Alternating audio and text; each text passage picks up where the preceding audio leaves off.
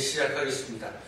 저는 관훈클럽 71대 총무를 맡고 있는 이우탁입니다. 연합뉴스 선임 기자로 재직 중입니다. 얼마 전 한국 총선이 끝나고 이제 세계인의 관심이 올 11월 미국 대선에 집중되고 있습니다. 트럼프의 귀환이냐, 바이든의 재선이냐, 미국에 대해서는 미국뿐만 아니라 세계 질서에 심대한 영향을 미치는 큰 이슈입니다. 한미 동맹은 물론이고 북핵 문제 등 한반도에 미칠 영향은 더 얘기할 필요도 없습니다. 그래서 오늘 저희 관훈클럽은 2024년 미국 대선과 한반도를 주제로 관훈 포럼을 개최하게 됐습니다. 현재 미국 대선의 풍향이 어떻게 흘러가고 있으며 유력 후보의 철학, 외교 정책 그리고 이번 선거가 갖는 국제 정치적 의미 등을 짚어보도록 하겠습니다. 관훈클럽은 아시다시피 한국 대선이나 총선 등 주요 정치 행사 때마다 관훈 토론을 개최해서 시대의 화두를 제시해 왔습니다만 이렇게 중요한 이슈가 있을 때는 깊은 분석과 토론을 하는 시간도 갖습니다. 해당 분야 전문가들께서 이슈에 대한 깊이 있는 발제를 해주시고 저희 임원들이 토론해서 의미 있는 시간이 되도록 하겠습니다. 오늘은 미국 정치와 외교 정책 분야를 오랫동안 연구해 오신 경희대 서정권 교수님 그리고 성균관대 차태서 교수님 두 분을 발표자로 모셨습니다. 그리고 대표 토론자로 참석한 분들은 우리 김승년 동아일보 논설위원 일어나서 인사하시죠.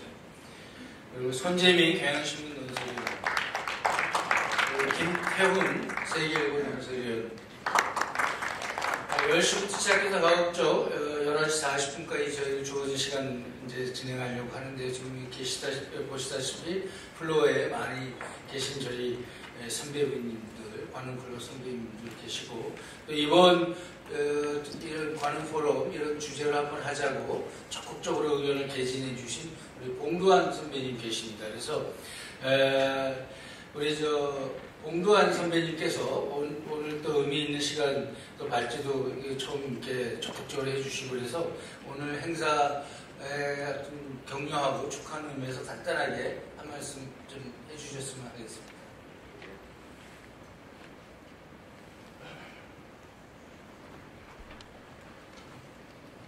안녕하십니까, 봉두환입니다. 이우탁 총무님 정말 훌륭하십니다. 이렇게 본래는 한미클럽 회장인 KBSN 사장인 이강덕 씨와 두 분이서 협의해가지고 저는 아이디어만 좀 했습니다. 왜냐면 많은 사람들이 이 트럼프가 된다면 과거 했던 식으로 우리한테 압력을 가할 거 아니냐. 주한미군 철수한다고 약간 공갈이 심한 사람입니다. 제가 이렇게 우리 워싱턴 파운더 모임에서 그래서 이번에도 혹시 우리가 잘 알 수는 없지만 선거라는 것은 트럼프가 미국 대통령이 된다면 우리 정부는, 우리 국방부는 또 한미협회들은 어떤 대책을 가지고 논의해가지고 해결 방안을 강구할 것이냐.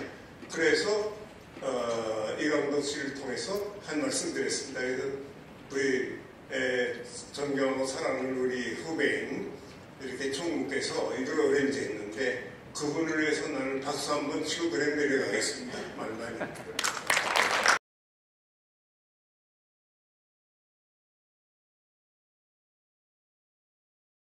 생각해 보시면 되겠습니다. 자, 그럼 서정권 교수님 먼저 발표를 한번 들어보도록 하겠습니다. 예, 서정권 교수님 시작하시죠. 네, 안녕하십니까. 저는 경희대학교 정치외교학과에 재직 중인 서정권 교수라고 합니다. 이렇게 좋은 자리에 불러주셔서 감사합니다. 사실 생각해보면 미국 대선이 올해 11월 5일이기 때문에 한 6개월 정도 더 남았습니다. 근데 잘 아시는 표현대로 정치에서 하루는 1년과 같다고 하는데 한 6개월 이상 남았으니까 한 180년 후의 일을 오늘 얘기하는 의미가 있다라고 먼저는 말씀드리고 싶습니다. 왜냐하면 빈말이 아닌 것이 지난 주말에 굉장히 신기한 일이 또 벌어졌습니다. 그래서 미국 정치는 굉장히 가까이서 자주 업데이트를 하지 않으면 너무 많은 변수들이 있어서 예를 들면 공화당 하원에서 전혀 미동도 보이지 않을 것 같던 우크라이나 지원 법안을 600억 달러짜리를 마이크 존슨이라는 그 하원 의장이 자기 의장직을 걸고 민주당과 협력해서 통과시켰고요.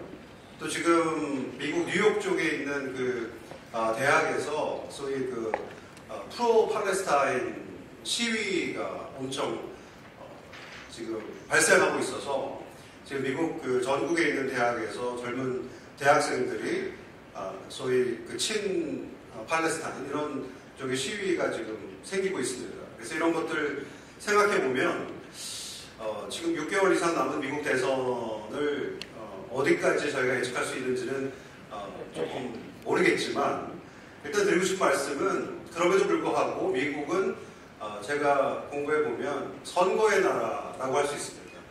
그러니까 1789년 조지 워싱턴 첫 해 이후부터 단 한 번도 쉬지 않고 2년마다 한 번씩 전국 단위에서 선거를 치러온 나라입니다. 그래서 그게 외교가 됐든 경제 위기가 됐든 사회 문제가 됐든 2년에 한 번씩 중간 선거 혹은 대통령 선거를 통해서 정치가 심판받고 평가받는 그런 전통이 있는 나라여서 올해 미국 대선도 저희가 잘 유심히 살펴보면 미국 정치가 지금 어디에서 어디로 가고 있는지 그 흐름은 좀 알 수 있다. 그래서 저희가 관련돼서 여러 가지 좀 대응책도 생각해 볼 수 있는 그런 것 같습니다. 준비해 온 거를 좀 먼저 말씀을 드리면요. 우선 그 올해 미국 대선과 외교정책 함의 관점에서 한 3가지 정도 생각해 볼 수 있습니다. 첫 번째는 1980년대 말부터 미국 정치가 굉장히 양극화가 심화되어 왔습니다. 근데 저희가 생각할 때 양극화라고 하면 보통 뭐 보수 대 진보가 나뉘어서 싸운다, 감정적으로 서로 혐오한다, 이렇게 이해하기 쉽지만 저는 이제 미국 의회를 공부하는 입장에서 보면 양극화에 대한 여러 가지 해석이 가능합니다. 근데 저는 서던 데모크래트의 그 퇴장, 소위 남부 민주당 의원들의 낙선, 은퇴, 퇴장으로 인한 이 지역 정당 재편성, 이걸 정당 혹은 정치 양극화라고 볼 수 있을 겁니다. 그래서 미국 정치가 워낙 양극화되어 있기 때문에 50대 50인 나라에서 예전 같으면 특히 외교 문제는 초당파적으로 어떤 합의가 있어 왔는데 이런 합의들이 실종된 그런 상황이고 지금은 소위 우리 표현으로 하면 집토끼를 누가 더 많이 투표장에 불러낼 것이냐의 문제이기 때문에 미중 관계도 저희가 생각하던 그런 초당파 시절이 아니라 50대 50의 상황에서 이 미중 관계를 바이든이 보는 시각이 다르고 트럼프가 보는 시각이 다르다. 그래서 미중 관계라고 이렇게 크게 얘기하기보다는 바이든의 미국과 트럼프의 미국은 중국을 어떻게 생각할 것인가 이런 관점에서 생각해 볼 수 있고요. 또 하나는 이제 미국 의회가 건국 이후부터 여전히 굉장히 강하게 대통령을 견제해 왔는데 제가 관찰한 바에 의하면 존 맥케인 그 상원의원이 사망한 이후에 미국 상원에 대통령을 견제하고 대통령을 훈수들 수 있는 그런 중진 상원의원이 안 보입니다. 그래서 미국 의회가 대통령을 견제하는 그런 전통이 지금 사라져 버린 상황이고요. 그 다음에 올해 미국 대선은 잘 아시는 것처럼 바이든 대통령이 현직 대통령입니다. 현직 대통령이라고 하는 거는 이 대선 국면에서 선거 이 캠페인 국면에서 여러 가지 행정명령들을 발동해서 자기에게 불리한 이슈를 조금 바꿔나갈 수 있는 그런 여지가 있습니다. 더군다나 바이든이 누구냐면 2012년 오바마 재선 때 부통령으로 오바마의 플레이북을 봤던 사람입니다. 그래서 여름이나 가을이나 쯤에 바이든이 여러 가지 지금 이슈적으로 불리한 상황들이 있는데 그런 것들을 행정명령이나 등을 통해서 좀 국면 전환을 할 수 있는 그런 양상이고요. 그 다음에 이제 뭐 너무 잘 아시는 것처럼 이제 올해 대선 결과에 따라서 국제정치 임플리케이션이 굉장히 달라질 텐데 예를 들면 지금 두 후보가 프레임을 각각 달리 짭니다. 같은 우크라이나 전쟁인데 트럼프는 재정 낭비하지 말자. 미국 남부 국경이 뚫리고 있는데 왜 우리 돈을 쓸데없이 쓰느냐라고 하는 프레임을 쓰고 있다면 현직 대통령 바이든은 푸틴을 멈춰 세워야 되지 않느냐, 푸틴을 징계해야 되지 않느냐라고 하는 반푸틴 프레임으로 잡고 있는 거죠. 그래서 같은 우크라이나 전쟁에 대해서 두 후보가 서로 다른 프레임을 내세우고 있고 미국 유권자들이 결국 어떤 프레임에 손을 들어줄 것인가를 한번 저희가 지켜볼 수 있고요. 바이든이 승리하면 재선 대통령이 되기 때문에 그 세컨 텀의 4년은 보통 레거시를 생각합니다. 그래서 제 생각에는 미중 관계가 나름 호전될 수 있는 기회가 바이든 2기 행정부에 주어질 가능성이 있는데 반해서 바이든에게 과연 그만큼 추진할 수 있는 에너지가 남아있느냐, 건강의 문제, 정치력의 문제 이런 것들이 있고요. 트럼프가 되면 당연히 저희가 예측하는 대로 굉장히 독단적으로 할 겁니다. 그럼에도 불구하고 트럼프에게 남아있는 시간은 4년밖에 없다. 트럼프는 미국 수정법 22조에 따라서 더 이상 선거에 나올 수는 없습니다. 혹시 당선되더라도. 그러면 4년이라는 시간이 길까요? 짧을까요? 정치적인 시간으로 보면 그렇게 길지 않을 수도 있습니다. 왜냐하면 두 번째 해에 중간선거를 치러야 되고요. 중간선거 끝나고 나면 2028년 미국 대선 모드로 미국 정치는 급격히 변하게 됩니다. 2028년 대선은 어차피 오픈시트 레이스입니다. 현직 대통령이 없는. 자, 그런 상황을 생각해 볼 수 있고요. 그 다음에 트럼프가 유리할 수도 있고 바이든이 유리할 수도 있고 한 차원을 몇 가지만 좀 말씀드리면은 트럼프가 유리할 수 있는 상황은 미국은 아시는 것처럼 우리와 다른 이 대통령 선거 방식을 취하고 있어서 만일에 트럼프가 이 조지아와 애리조나를 다시 뺏어오고 그 다음에 지금 현재 라티노한테 트럼프가 인기가 나름 있습니다. 굉장히 재밌는 사실은 그 관전 포인트이기도 한데요. 트럼프가 굉장히 라티노에 대해서 막말도 많이 했고 국경 장벽 세우려고 하고 지금도 이민 문제를 굉장히 비판하는 그런 트럼프인데도 불구하고 이 라티노, 특히 라티노 남성들한테 나름 지지를 받고 있습니다. 이건 뭐냐면 지금 미국에 와 있는 그래서 이 선거권이 있는 라티노들이 지금 현재 남북 국경에서 벌어지고 있는 이민 관련 난맥상을 어떻게 바라보는지에 대해서 연구가 좀 많이 필요합니다. 그래서 일부 학자들은 자기들은 합법적으로 지금 미국에 와 있는데 불법적으로 지금 미국에 유입되는 이 라티노 인구들에 대해서 부정적인 시각을 가지고 있다. 관련해서 트럼프를 지지하는 걸 수도 있다. 이런 주장을 하는 학자들도 있습니다. 어쨌건 애리조나 조지아를 회복하고 네바다까지 승리하더라도 트럼프 입장에서는 이 중서부 3개주, 미시간, 위스콘신, 펜실베니아 3개주 중에 한 군데를 반드시 이겨야 미국 대선에서 승리할 수 있습니다. 근데 트럼프 캠프에서 볼 때 미시간, 위스콘신, 펜실베니아 3군데 중에 펜실베니아는 바이든의 제2의 고향이라고 하는 곳이고요. 위스콘신은 지금 여론조사를 해보면 바이든 지지율이 그래도 그나마 많이 나오는 곳입니다. 그래서 트럼프가 찍은 곳은 제가 볼 때 미시간인데 미시간에 가서 트럼프가 이 자동차 노조원들을 대상으로 바이든의 전기차 정책 때문에 여러분들이 일자리를 잃게 될 것이다. 이런 표현을 합니다. 그러니까 전기차 정책이나 이런 그린 에너지 쪽은 우리 기업이나 한국 이 산업의 미래와도 굉장히 직결되어 있는 분야인데 지금 트럼프가 쓰는 선거 전략은 전기차에 대한 반대, 그린 에너지에 대한 반대 이거를 공론화해서 미시간에 있는 이 자동차 노동자들을 자기 편으로 끌어오려고 합니다. 그래서 40% 그 노동력이 삭감될 거다 이런 얘기들을 지금 퍼뜨리고 있는 중이고요.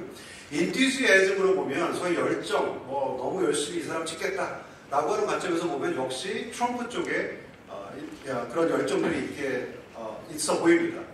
이 이민 문제라든지 인플레이션 문제라든지 이런 문제에 관련돼서 트럼프 지지자들은 굉장히 열성적이고요. 그다음에 트럼프 사법 리스크에 대해서 저희가 많이 얘기를 했는데 지금 돌아가는 국면으로 보면 딱 한 케이스, 뉴욕 케이스 정도가 결론이 날 거고요. 지금 배심원들을 다 정한 상태인데 아시는 것처럼 12명 전원이 이 트럼프의 그 유죄를 판결해야 트럼프가 유죄 판결이 됩니다. 그 중에 한 명이라도 트럼프는 무죄다라고 하면 트럼프는 무죄가 되고요. 설사 12명 만장일치로 트럼프가 유죄 판결을 받더라도 지금 현재 걸려있는 이 소위 죄목으로는 트럼프가 감옥에 가는 일은 없을 겁니다. 그렇기 때문에 나머지 3개 조지아 케이스, 그 다음에 DC 케이스, 플로리다 케이스 이 3개 케이스는 지금 계속 재판이 지연되고 있고요. 검사를 교체하는 상황이 벌어지고 있고요. 그래서 대선 전에 이 유죄 판결이 나오기 지금 어렵게 돼 있습니다. 그래서 트럼프한테 굉장히 유리하게 돌아가는 것이고요. 그 다음에 그 흑인 및 소수인종, 아까 말씀드린 대로 흑인 남성들이 지금 바이든을 지지하는 그 지지율이 굉장히 낮아져 있습니다. 흑인 여성들은 바이든 지지율이 굉장히 높은데 반해서 흑인 남성들은 굉장히 지지율이 지금 낮아져 있는 상황이고, 바이든 대통령이 사실은 2020년 상황을 생각해 보시면 아이오와와 뉴햄셔에서 굉장히 그 성적이 안 좋았음에도 불구하고 사우스캐롤라이나 프라이머리에 가서 대반전을 일으킨 다음에 슈퍼 투스데이에 가서 바이든이 후보가 되는 그런 상황을 지금 기억하실 수 있을 텐데요. 이 바이든이 그 흑인 유권자층에 지금 나름 지지세가 떨어져 있어서 그것도 트럼프한테 굉장히 유리한 국면이고, 아까 말씀드린 대로 미시간, 위스콘신, 펜실베니아 소위 세 곳이 중요한데 이 세 곳에는 밀워키, 디트로이트, 필라델피아, 피츠버그 이렇게 흑인 밀집 지역들이 있습니다. 여기서 바이든 지지표가 많이 나와야 이 세 개 주를 바이든이 이길 수 있기 때문에 아마 바이든이 여름이나 가을쯤에 이 흑인 소위 친화적인 어떤 그 정책들을 막 쏟아낼 것으로 저는 보고 있습니다. 그 다음에 이제 마지막으로 트럼프한테 유리할지 바이든한테 유리할지는 알 수 없는 것이, 지금 굉장히 얘기 많이 나오는 것 중에 하나가 로버트 F 케네디 주니어, 소위 그 1968년에 암살됐던 로버트 케네디의 그 셋째 아들입니다. 이 사람이 원래 민주당 의원이었는데 탈당해서 지금 무소속이고요. 이 사람을 지금 넣고 여론조사를 해보면 이 사람이 한 15% 정도 지지율이 나옵니다. 사실 어마어마한 사실은 그 지지율입니다. 제3당 후보로는. 근데 이 사람을 넣고 갈 때 트럼프와 바이든의 지지율이 떨어지는 것이 거의 비슷합니다.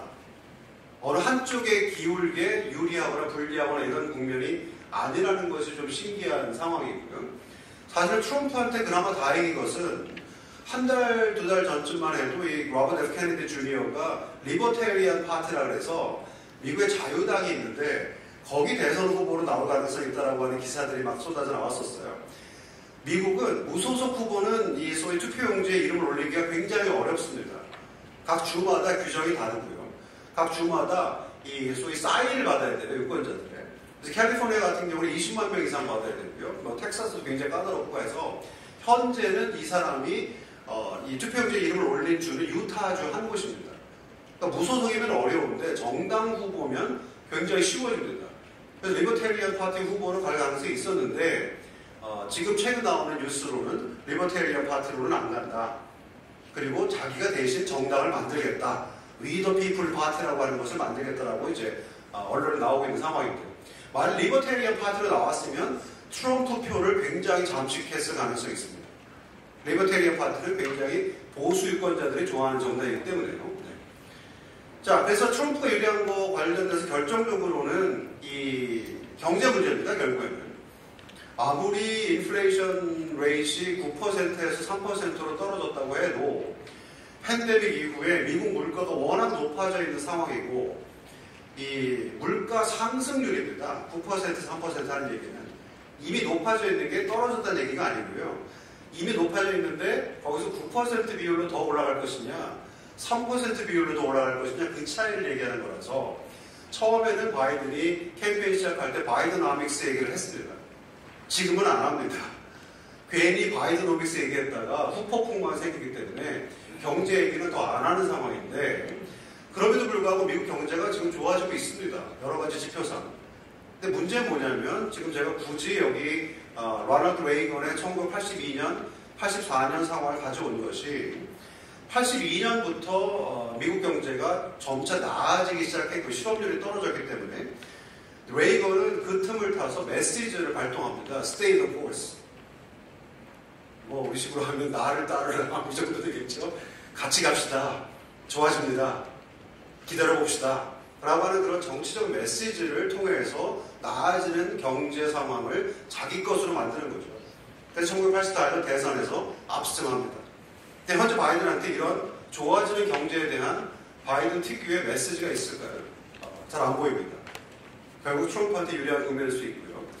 자, 바이든이 유리하다는 말씀도 좀 드려야 제가 해칭이 될 것 같아서 바이든이 유리한 것도 사실 많습니다. 그 중에 가장 대표적인 것은 서두에서 말씀드린 것처럼 그 미국 정치가 지금 양극화 상황이기 때문에 바이든한테 찬스가 있다. 만일 양극화 상황이 아니라고 하면 훨씬 중도층이 두텁고 양극단의 유권자들이 적은 그런 상황이라고 하면 지금 바이든 대통령 이 임기 중에 경제 안 좋죠. 지금 미국 남부 국경이 뚫리고 있죠. 그 다음에 이스라엘 하마스 전쟁에서 이스라엘 관련돼서 지금 이 미국의 젊은 층들이 바이든의 등을 돌리고 있죠. 여러 가지 지금 현직 대통령한테 불리한 그런 국면입니다. 그럼에도 불구하고 50대 50으로 나라가 쪼개져 있는 상황이기 때문에 바이든이 내세울 수 있는 강력한 무기가 있습니다. 뭐냐면 트럼프는 안 된다입니다. 그래서 엔타이 트럼프를 가지고 선거 유세를 할 수 있고 대선, 재선을 노릴 수 있는 정치적인 이 컨텍스트가 지금 조성되어 있는 그런 상황입니다. 자, 그래서 트럼프를 공격하는 거죠. 여기 써 있는 것처럼 트럼프가 되면 여러분의 투표권, 낙태권, 그 다음에 의료보험 권리 이런 것들을 다 뺏어갈 거다라고 지금 바이든은 캠페인을 계속 할 것으로 보입니다.